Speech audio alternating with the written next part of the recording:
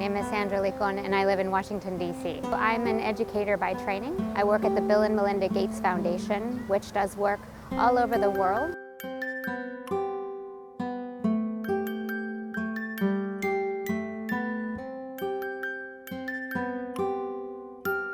I can definitely appreciate that China has been going through a significant amount of change in the last 20 years. Once you're here, you start to get a sense of the magnitude. In the last 40 years, you've had progress and change that in most other places has taken over 100 years. And so that comes with a huge number of opportunities and very exciting new opportunities for individuals and families, but I think also with some challenges in terms of the pace of change and what that means for individuals and people in the country versus the city.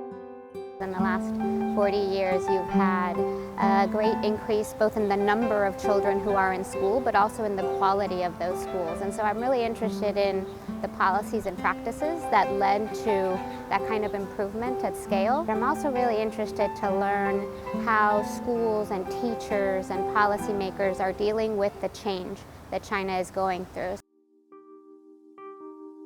I visited 5 cities.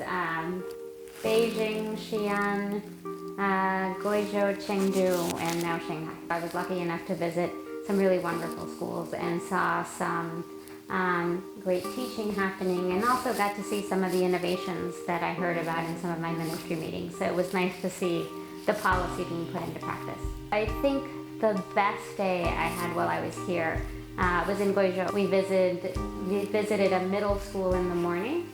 And it is a middle school that is a boarding school, so the majority of their students are left behind students, where their families have either moved to a large city or they're working in a place that's far away. And it was really exciting to spend time with the teachers there and to really understand the level of commitment that they have to their students, because they know they don't just need to meet their academic needs, they also need to meet and support their emotional needs, because for all intents and purposes they're their parents and their families. It was really special. Now that I'm almost done with my trip here, I'm just really grateful that I've been able to spend this extended period of time in China, and I feel like there's so much more to learn, but I am coming away with a much better sense of the questions that I came in to learn from an education sense, but also just a much better understanding of the people and the culture.